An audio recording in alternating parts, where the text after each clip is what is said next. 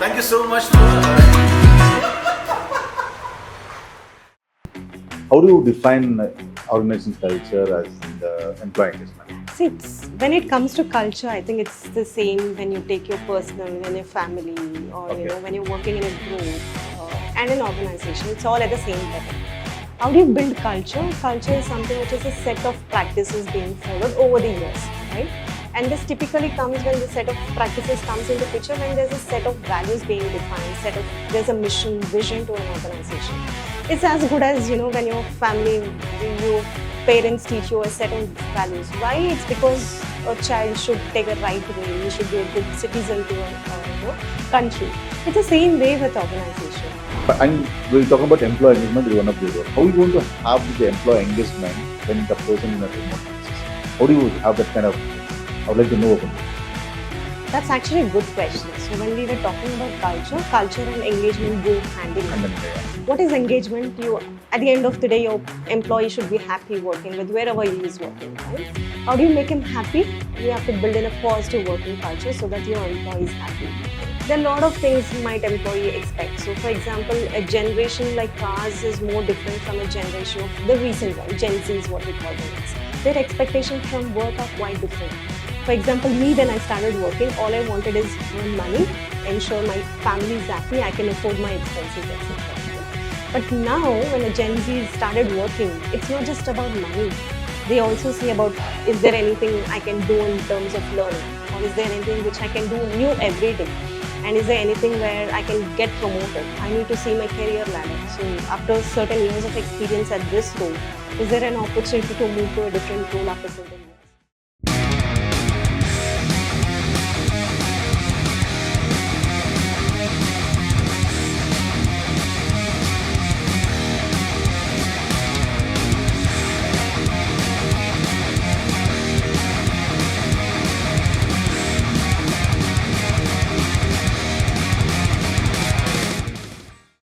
Hi everyone, welcome to the episode 5, The Leaders Speak. We have a very special guest today, Rashmi. She has more than 17 years of experience in HR function in a different diverse industries. Let's dive in with conversation with Rashmi. Thank you so much for coming for the Leaders Speak podcast. Welcome. Hey, Basaraj, thanks. It's my pleasure. I'm doing good. Okay.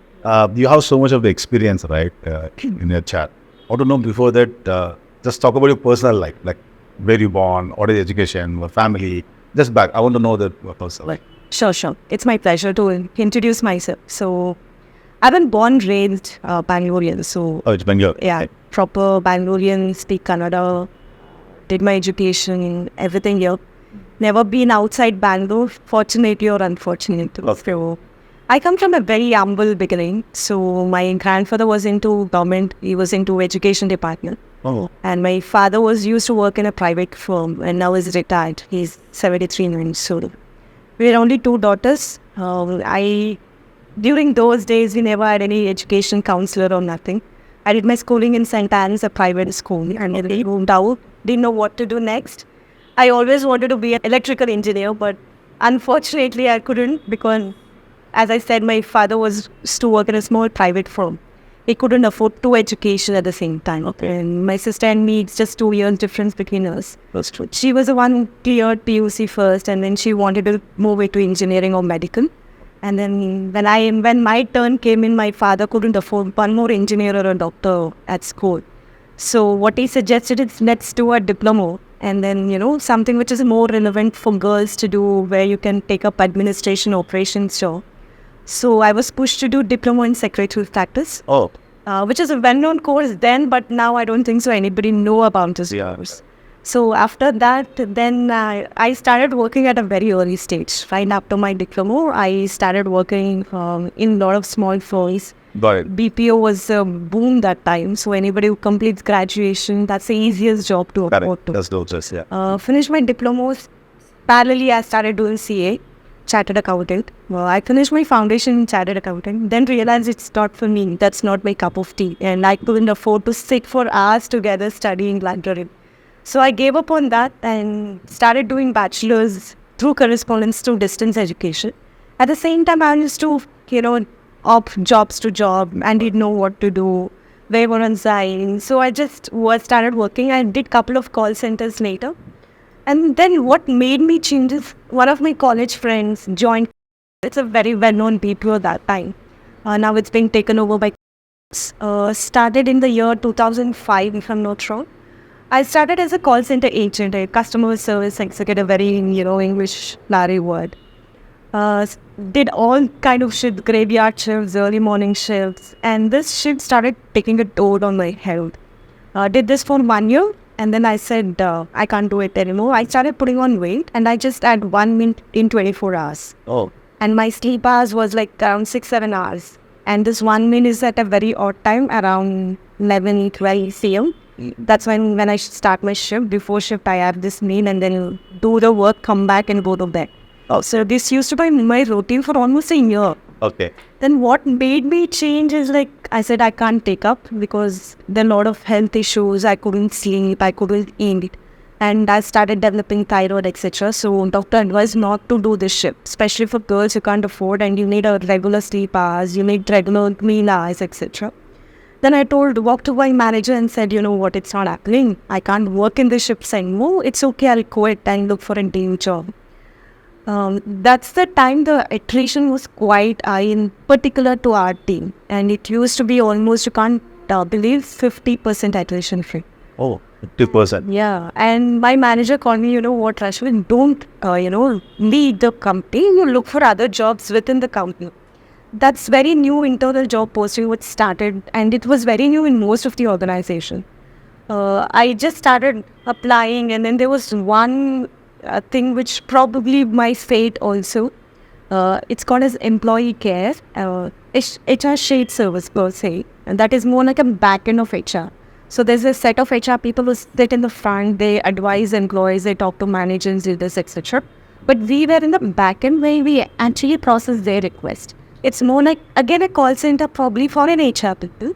But this was a more HR and a day job, etc. I picked up this job for that reason. Okay, good. You were there from last 17 years, right? In HR. When you finish your diploma and as you told now, what made you to choose HR from China? Like, why HR? What is the purpose of choosing as a HR? What is understand what the purpose behind that? Could you help us to understand? Why HR? It's again a fascinating story, as I said. Oh, is it? That's great. Ended my BPO job, call center job, and it shifts all that. Wanted to move to a day job. Purely a day job, I didn't have anything in mind as such. I never planned my career. So when I moved to employee care, that was an accidental move. As I said, I wanted some day job, moved there. That's when I, moved to HR accident. Okay. You're not chosen accidentally gone through like HR. Oh, yeah, it's an accident move to HR. The only question during the internal job posting, the person asked me is, would you planning to pursue MBA in HR? My manager had already told me, you should say yes for this question, otherwise you don't go through. Okay. I said, yes, I would be planning in future. I want to explore this area first and then probably think of doing an MBA in HR so that I can build my career in HR. By then, I had no clue what was MBA, but I just moved to the job. This experience at Converge is around 4.5 years I was there with them. Gave me a complete back end of HR process, the entire cycle of HR. So that's when my interest started developing gradually. That's great. Yeah, that's what you basically want to do a day shift work, right? The job you want to be 9 to 5 o'clock work schedule. But then you choose another HR because you are working some other companies in a night shift, right? That's given a lot of problem for you as a health-wise and all. For that, you choose an HR, right? Now you have more than 17 years experience. Now you are one of the IT company working for as a senior HR manager. Could you help me to understand how the experience from last 17 years? I know there's a lot of learning for you. There's a lot of failures, or small success. There is a lot of stories to be able. Can just put overall and tell me the 17 years experience. How's the experience of HR functions? I would say it's been great. Okay. The last 17 years, mixed of learnings, mixed of doing so many things from the scratch, building things on my own. With the last 17 years, I've worked with a lot of different sectors. I started with BPO. moved on to London, worked there for a couple of years in a lot of startups again in London. Okay. Came back to India for good, and then I started with a very well-known. Okay. Been with them for 8 years, and Oh. I literally joined them when the was around Okay. just 200, 300 employees. Okay. When I left them, they were around 2,500 employees. So Wow. it's again that big organization where I was partly involved in most of the finance projects, like bringing in system to the organization. We were in manual, but we wanted a system. We, tied up with a couple of systems outside the world. We got them. I was heading that project. So I was a project manager heading, and then came back and we implemented the system into the organization. Then a lot of things I learned, especially in it's because you were literally working closely with all the leaders. Okay. And these leaders were ex, etc. So I got to learn for experience from them.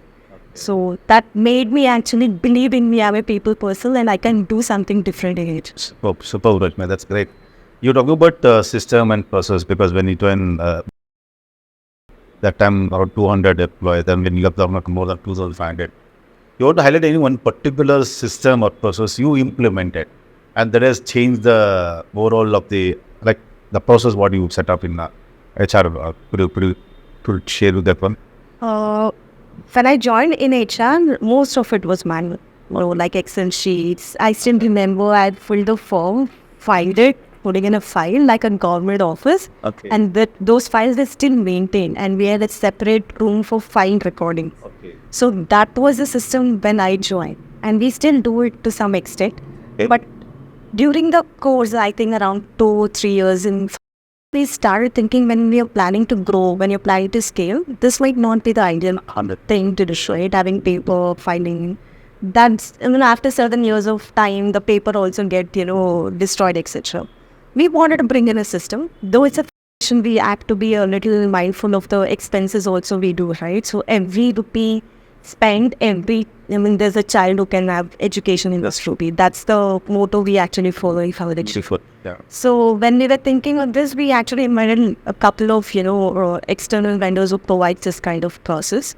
But we kind of shortlisted on one, even though they're a little expensive, but we thought they are very reliable. There's a system called, it's the Oracle product. Work closely with the team to bring in that system. Okay. And I was piloting that project actually. So I was so glad. That's a first time experience for me interacting with so many people, internally as well as externally. That's one thing I would say. The other thing is, as you know, culture, values is something which is very key. And we literally follow to the values of every individual in the organization. We revamped the values statements, I think just 2-3 years before I left for. The beauty of it is when we revamped, it was only the few words we actually started simplifying. Instead of catalyst, instead of contribute, we made it catalyst. So those are the some words which we simplified on the values. But easy way to how to create awareness is just share this on PPT or share it on an email and tell them it's been changed. Start using these statements wherever you document or talk to people not using the statements. But we didn't do that way. We didn't take the very easiest way. What we did, my HR had called me and Rashmi, this is a 1-year project and you will be, managing this project. Okay. And it's your job to reach these values to every individual in the carcode. Okay. By then, we were around 1,800 employees and we had offices around 50 different districts.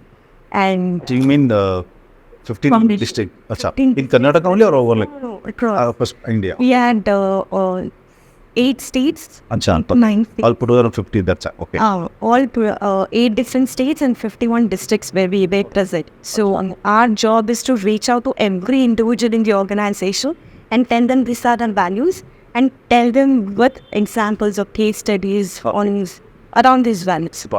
The beauty of it is, we made a smaller group, including all the people from the field, from the engineering team, from the university. Also, we have an university on electronics. We included everyone, formed a team, walked them through the plan, and then said, this is where we start. And we all started traveling to different districts. people pick and choose which district or which state it's easier for them to, travel, or which language they're comfortable in communicating. Because we have people who speaks Kannada, Tamil, Telugu, Hindi. So we picked based on our comfort, and I also started traveling. So we went, sat with the group, told them why these values were, changed and what is the purpose behind it. And we actually started collating case studies from the team where we went. Initially, what we thought is it's not even a year, we could, finish it in 6 months' time. So probably my HR head has given more time probably to, analyze things, etc. But he was right. We, engaged it wrongly. And what we did is, when we started going, then we thought it's hardly a couple of hours session we could do. But this session surprisingly went through the day.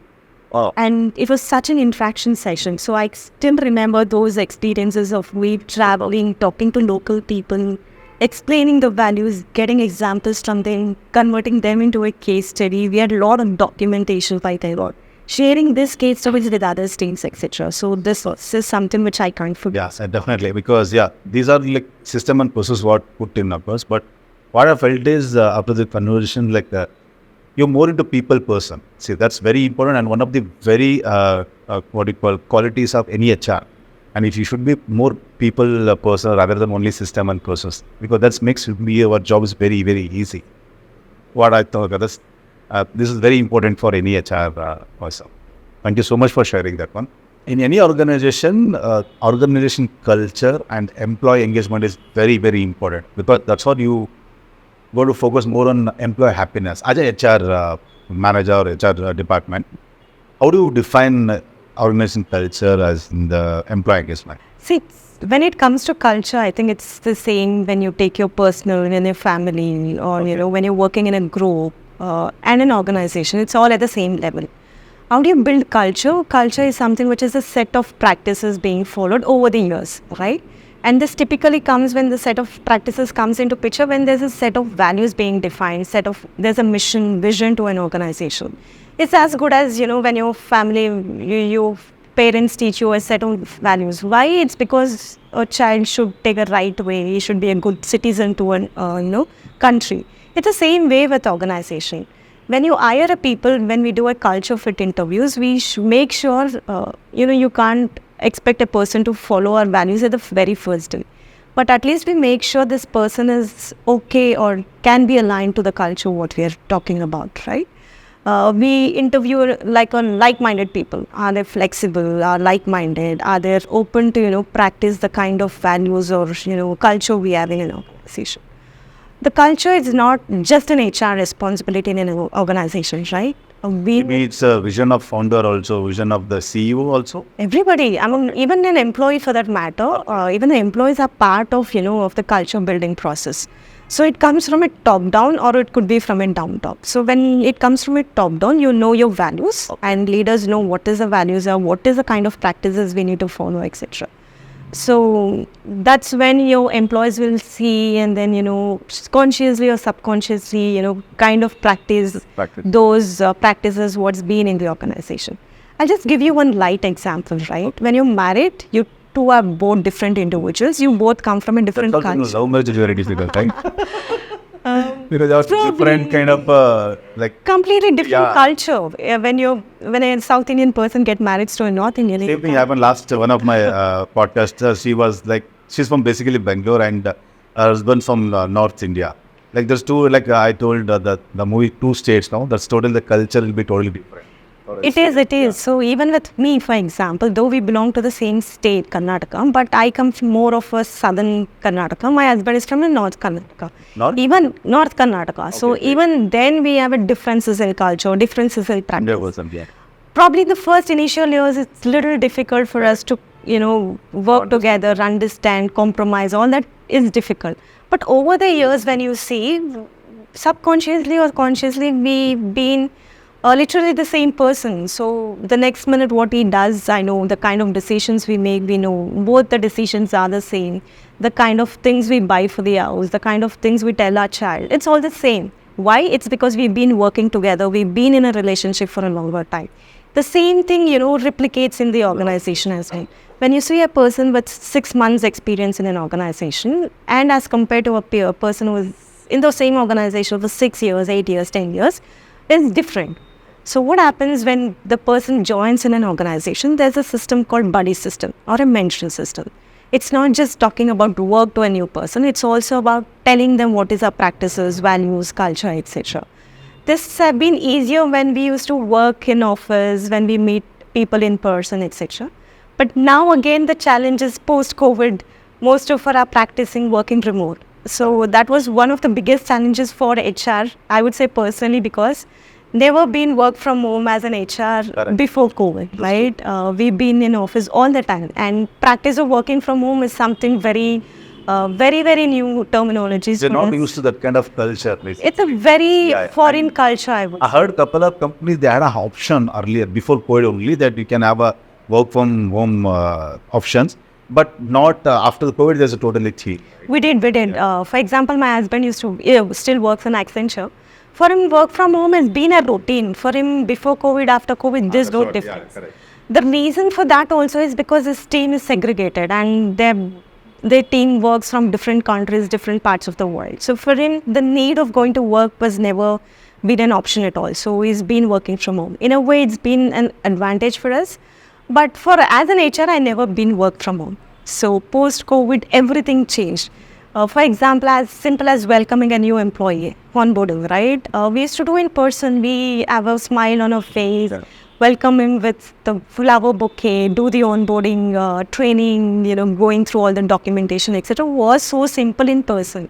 But when it comes to remote, how do I welcome a person, right? It's again, video call, etc.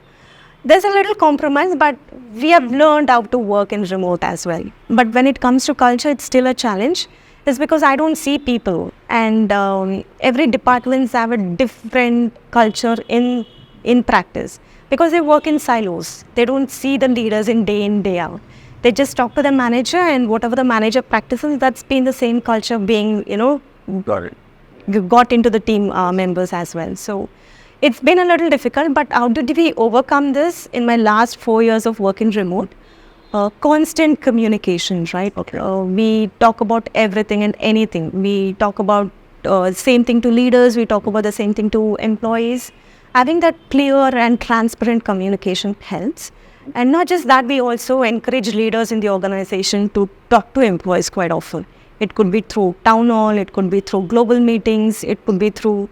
We also have some activities called happy hours where the leaders also participate. It's just knowing each other beyond work. So that is something which actually helps and which has actually gained a lot of friction because leaders are part of it. So happy or maybe every day or like weekly ones or monthly? See, generally having leaders and doing this frequency is difficult. Earlier we used to do once in 6 months. So wherein the... And all top management as well as the entire organization present. So that's great, yeah. The current organization I work, we have 900 plus employees.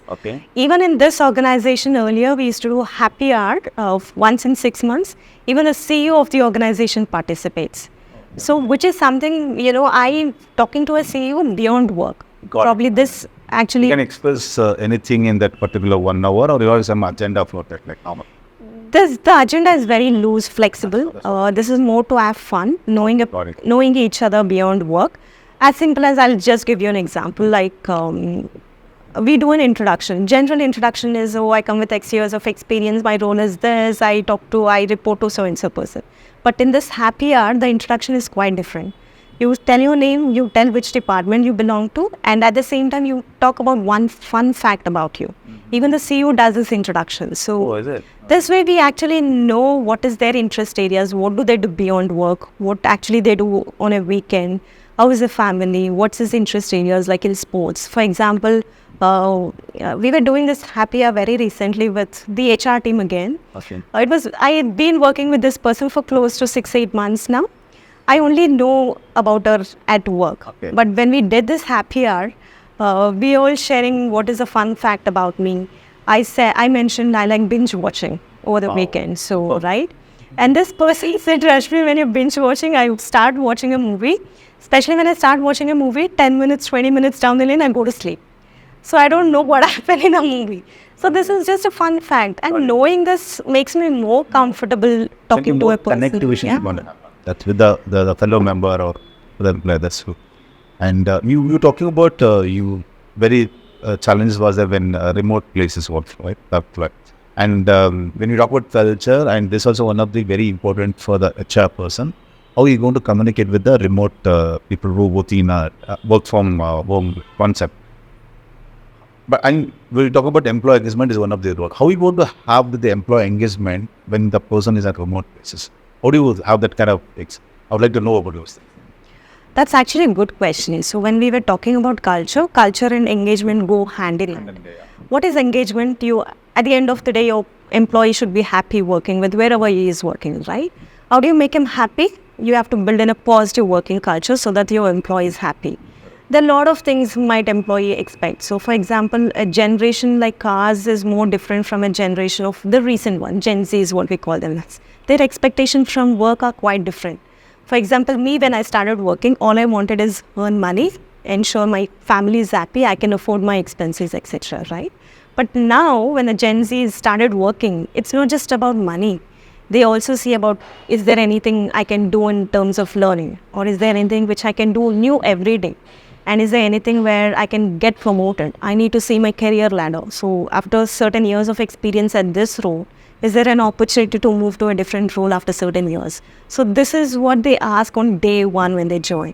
So as an HR, you need to be prepared for all of this. So unlike the traditional ways, they cling in and, you perform well in 2-3 years down the lane. Now, It's difficult to handle Gen Z or the people who are there already. Like it's just like it's difficult because I don't know that actually. I have to. I wouldn't say it's difficult, but the expectations have changed. I was watching this video on Insta. It's so very relatable for an HR person like me. The reason being that how do you gauge the expectation from a Gen Z and more of my, that more than 10 years, 15 years experience. millennial group, right? Millennial group expectations are like, you pay me certain money, I'm happy, and at a certain designation for my experience, I'm done.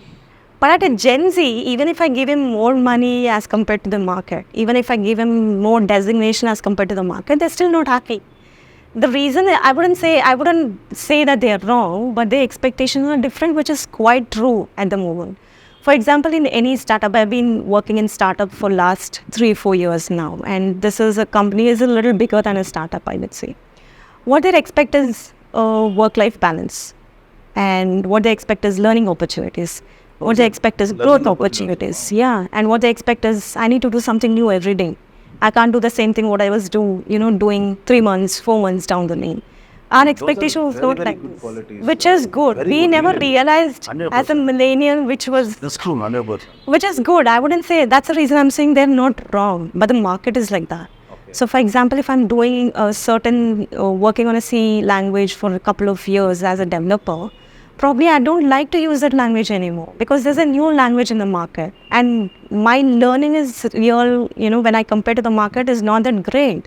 I should learn Python now. So that's their expectation. If you don't give me a role for a Python, then probably I'm not a good fit here. So, and retaining them also becomes a biggest challenge. And not just that, and people also at this generation expects my voice is heard. I need to give feedback. Is my feedback, being worked on? We do a lot of surveys, right, in any organization at a certain frequency, probably quarterly, 6 months or a year. What happens after a survey? I don't know. Rashmi, they come back to me and say, Rashmi, I gave you the feedback. Is there any progress happening on the feedback?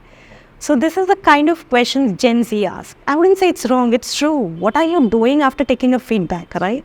So when you're running a survey, be conscious of what survey you're running. And also be conscious of when you get a feedback, are you ready to, acknowledge that and start implementing those feedback? Certain times you get a feedback, but you won't be able to implement for various reasons. It could be budget, it could be not at the moment, probably next year plan, etc. But how do you convey this to employees is again a beauty of communication. So Yeah, correct. And you talking about all this Gen Z is a highly talented people, right? And they got very good opportunity also outside. That's what they ask. They don't fit into the same organizations continuously. it's very important for the HR to have a retention policies, right? And it's very difficult to make sure that highly talented people to stay back longer in the organization. How are you going to overcome these challenges? And I know it's very, very, especially when you talk about Gen Z, I'm going, okay, let me ask these questions. Like, these are very, very important and very, I work with so many HR people. They tell me that to keeping highly talented people, especially in the same organization, it's very, very difficult. How we want to overcome those challenges? See, I'm not a master of, solving this challenge. This has been a challenge for most of the HR. I believe you have spoken to a lot of HR leaders, right? The two most How challenges. to understand what you differently you do from other people. Maybe you do same thing, but they have something unique strategy or something, the process or system, what you going to work with to retain the highly talented people. That's what I understand, right? True. If you speak to any HR leaders like me, the two most challenges everybody talks now is at hiring people, hiring the right people, and how do you retain those right people, right? Retention doesn't happen for everybody in the organization. We identify who are critical, and who are very key roles in the organization. We do that process of identifying it. Once your performance management is done, the next step is to identify critical roles and how critical they are for every department they're working, and what are they bringing into the table in terms of the roles, skills, knowledge, etc. When we do this exercise, we know there's a certain set of people who are critical. If I lose them, there's a loss of certain budget, there's a loss of project, there's a loss of client, etc. So this table, actually, this data, the entire process gives us this data and actually gives me a certain set of employees who are critical in the organization at that very moment. So when you get the data, you talk to everybody. So what is their expectation from an organization? Not every time the compensation is the answer, right? So, and you work more than 17 years and you have a different diverse industries, right? And when I'm talking about retention of highly talented people, which department account to you is a more challenging? Like, for example, let's say maybe you would have a marketing department, sales, R&D, or the developers. You have multiple functionals, right? Which department, function is very difficult to keep it. first I'll talk about the industry, then probably we can dwell into roles. Me working in NGO and in IT, I would still say retention in IT is still difficult than compared to an NGO. The reason is also very simple. In an NGO, people are self-motivated and they know what the purpose of the NGO, what the mission of it, where the impact is, etc. They know everything and then come join us. Some probably would join just for the career, some actually join for the purpose of the organization. If the people are joining for the purpose, it's more easier. They won't leave unless they see the impact, what's happening, unless they're not happy with the impact of what the current role is giving towards the organization mission, then probably it's difficult. Otherwise, it's more easier. But when it comes to IT world, the reason is also because the market is quite demanding. The roles like developers, software developers, the roles like product, the roles like sales, marketing a little, but I would say which stands out, which is the highest, is the developers. You see the attrition also in this same department quite high. Retention is also difficult. That's super. You're talking more about Gen Z, okay?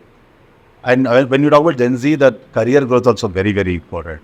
Can you help me to understand what are the things you would focus more on career growth for Gen Z?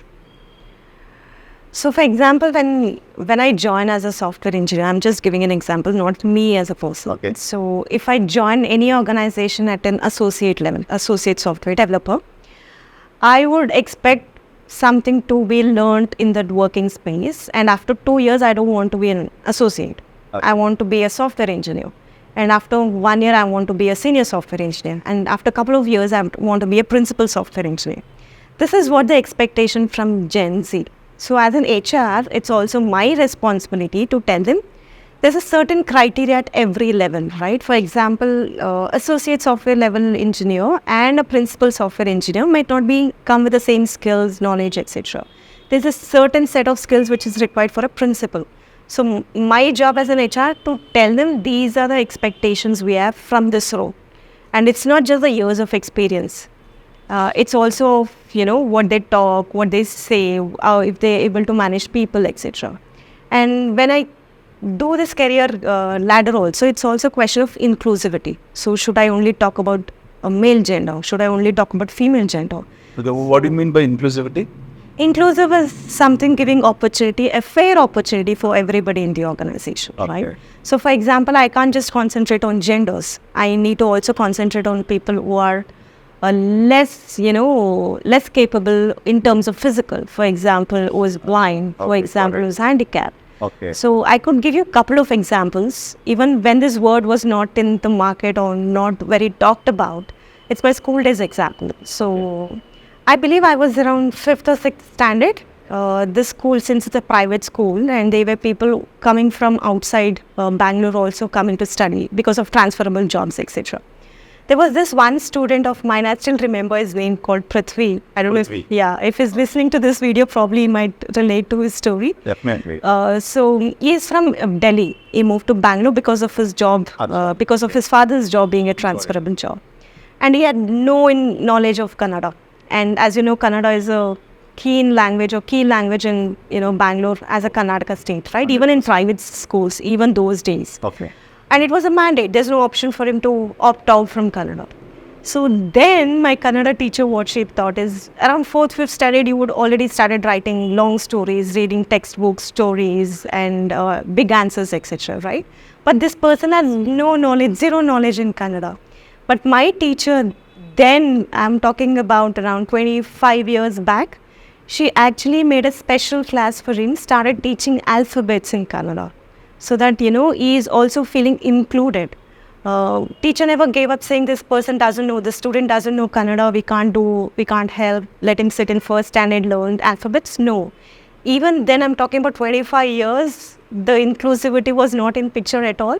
This teacher made an extra effort. She used to teach us. At the same time, she used to also help the student learn Kannada alphabets. After a year, he was able to bridge that gap, and in the next standard, he was almost reading the same what we were reading. So this is called inclusivity. The word was not in the market, but still there was a practice of this. So this was actually a learning. Okay. No, this is what we're talking about in the organization. In right? organizations as well, right? How do you actually look at things in a different way? Okay. Not just the gender. Inclusivity is a very broader picture, right? I would like to take one more example Yeah, of please, foundation. So when we thought of hiring differently abled people, right? yeah. Your space, your office space should also support that kind of, for example, a wheelchair. Is your office space providing an option to, use a wheelchair in the premises? Immediately when we thought of hiring, we first made us work on the area, physical area. So we have a place to, use a wheelchair, a ramp. We never had a ramp because we never thought we would be hiring somebody like this.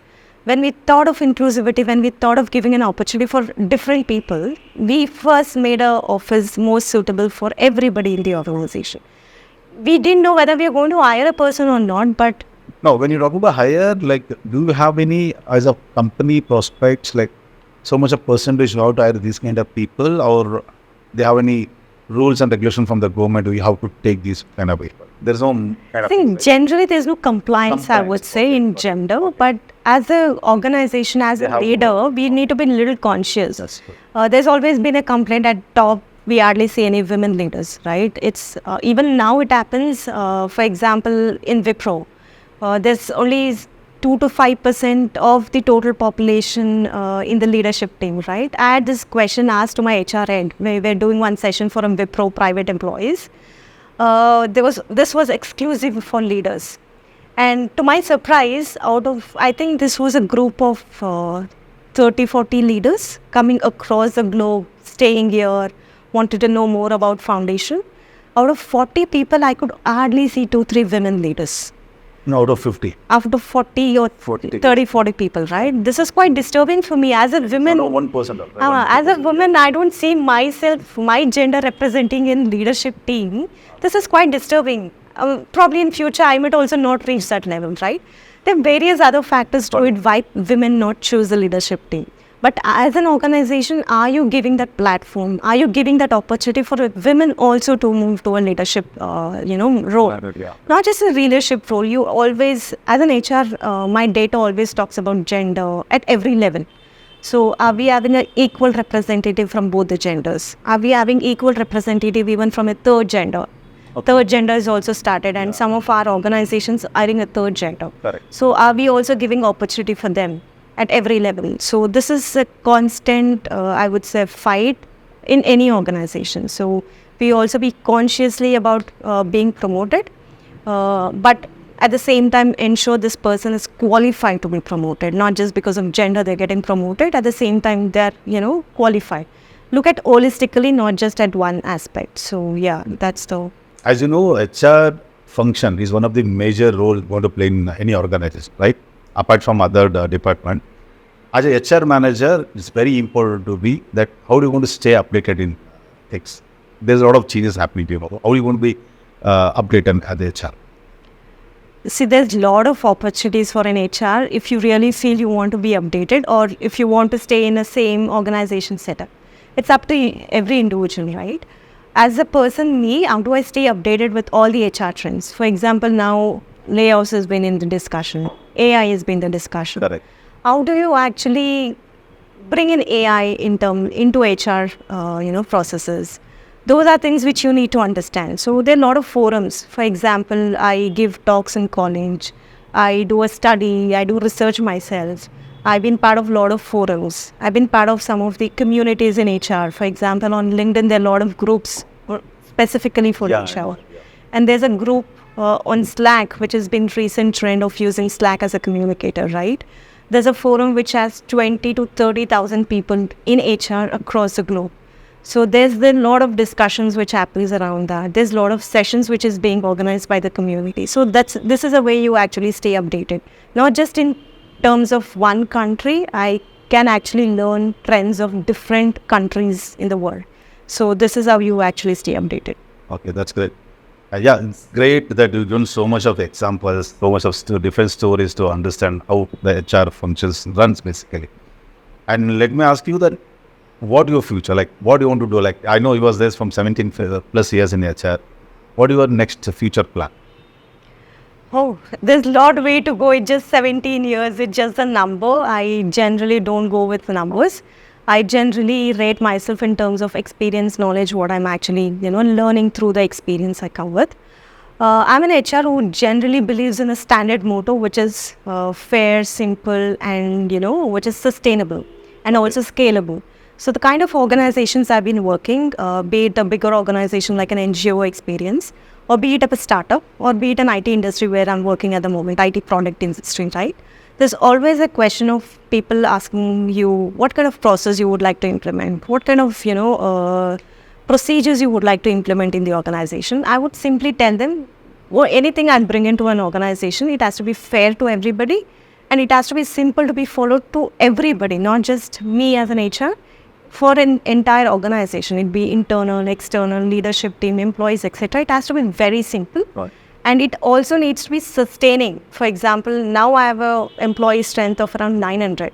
What happens if I have an employee strength of 5,000 people? Okay. So the kind of things we bring in is progressive, hence it's sustainable. And last but not the least, how do I actually ensure that these policies and procedures can continue with no matter what the size of the organization is, no matter what systems comes in, no matter if AI is there or not there. Correct. How do we actually retain these, or how do we actually help them, modify these things into future adaptability is more important. So this is my personal motto, which I love to do. And I've been heard from friends or ex-colleagues, etc. As a developer, I make a lot of money. But as an HR, you don't make money, right? But that's a myth. There's nothing like there's certain roles which make money.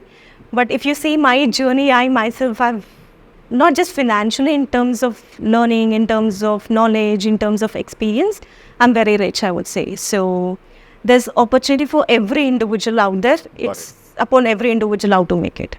Super, super. Yes, Rashmi, thank you so much for coming here. And there's a lot of learning from my side, because I come to know so much of beautiful stories what you have. There's a lot of examples you've given as a practical examples. Thank you so much for coming over there. Thanks for your time, and all the best for your future. Thank you so much. You're welcome, Baspraj. It was a pleasure talking to you as well. Yeah, thank you so much for coming, Rashmi. This is a small sustainable gift from our end. Thank you so much, Baswaraj. It's my pleasure being here. Thank you so much. Thank you. Here are the three takeaway from this episode. The number one is any HR person will not only focus on system and process, he has to be a people person. This is what I thought. This is the first takeaway. And second takeaway will be, I like that happy hour, because there is no difference between management and the employee in the organization. You need to be focused on the happy hour. That is what second takeaway from my side. And third will be the inclusivity. That's what I felt. Three takeaway from this episode. Thank you. Thank you so much for watching episode 5 of The Leaders Speak. Please do share with your friends, relatives, and other HR community people. See you in next episode.